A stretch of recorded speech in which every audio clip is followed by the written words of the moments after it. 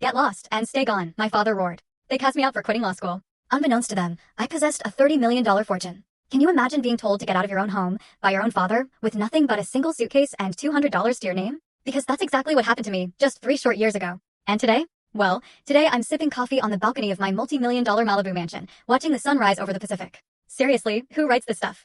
This journey, from that doorstep to this balcony, it wasn't just hard, it was everything. It changed me down to my bones. Before I dive into how I went from being completely out on my own to owning this beachfront paradise, do me a favor, drop a comment letting me know where you're watching from, and hit that like and subscribe button. Let's turn pain into power together. So, I grew up in Denver, Colorado, in a totally average, middle-class neighborhood. Our house was just a house.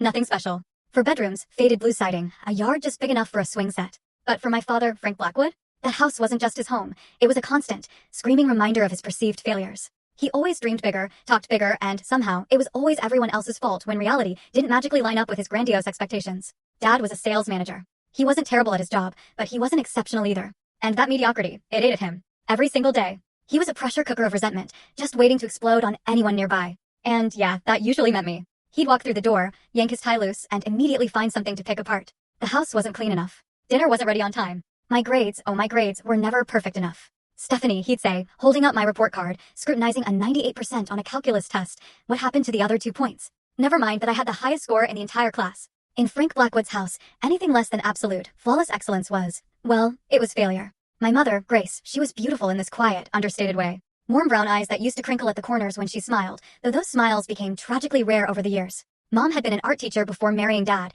but he convinced her to quit the moment my brother, Jason, was born. A Blackwood wife doesn't work, he declared, as if he was bestowing some great honor upon her. I watched, year after year, as her artistic spirit slowly withered under his suffocating control. She loved us fiercely, silently. When Dad would erupt, she'd wait until he stormed off, then slip into our rooms with a gentle touch, a whispered encouragement. This will pass, she'd say. But we both knew it never really did. She was our shield, the buffer absorbing the worst of his anger. Looking back, I see she was trapped too.